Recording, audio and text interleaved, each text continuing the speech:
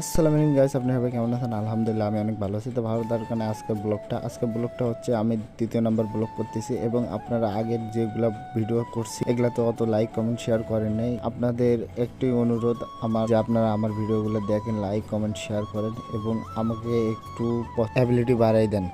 তো সকালে ঘুম থেকে দাঁত মুখ ঘেঁষে ডাইরেক্ট চলে আসলাম গরুর ফার্মে আসার সাথে গরুকে আমি খাওয়া দাওয়া দিতেছি। প্রথমে আমরা ছানি জাতীয় প্রতিদিনও খেলি। ছানির সঙ্গে থাকে হচ্ছে আর হলো ঘাস, আমাদের মনে করেন অনেক ফিট চোপর ঘাস, এগুলাই আমরা সবকিছু আমরা কিনে খেলাই। মনে করেন বাসাতে খালি খ্যাটটাই পাওয়া যায়, তা বাদে সবকিছু আমরা কিনে খেলাই। আর কথা হচ্ছে গরু পালতে গেলে অনেক ধৈর্য লাগবে এবং নিজে পরিশ্রম দিলে একটু। আর কেউ ভিডিও দেখে এগুলা মানে হার তাড়াহুড়া করে এগুলা না করাই ভালো।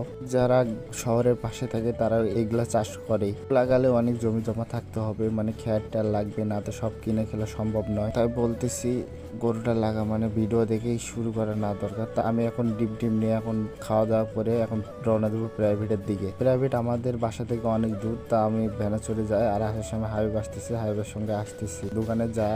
দোকানে দেখি অনেক কাস্টমার রেডি হয়ে আছে, আমি তো জানি না। প্রাইভেট পড়া শেষ, আমি এখন রওনা দিই দোকানের দিকে।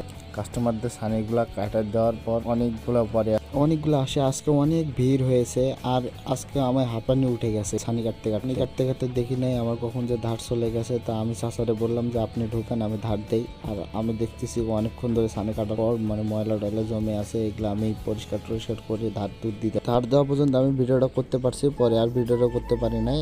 আর ওই ছানি কাটা ভিডিওটা করতে পারি নাই কারণ আমি একাই, তার জন্য ক্যামেরা ধরার মতো কেউ নাই। ছানি কাটা শেষ হয়ে আমি অনেকক্ষণ ধরে বসে আছি, কোনো লোকজন নাই, তাই আমি দোকান বন্ধ করে চলে যাবো, এখন বাসার দিকে রওনা দিব। তা আমার সঙ্গে ইমরান ছিল, তো ইমরান এই লাইনে এসে ক্যামেরাটা ধরছে আর আমি এখন ক্যামেরা ধরে রওনা দিচ্ছি বাসার দিকে। বাসায় আর বিকালে আমার কোনো কিছু করা হয়নি, বিকালে সারাদিন এতটুকুই ছিল আমার ভিডিও। আশা করি ভালো লেগেছে।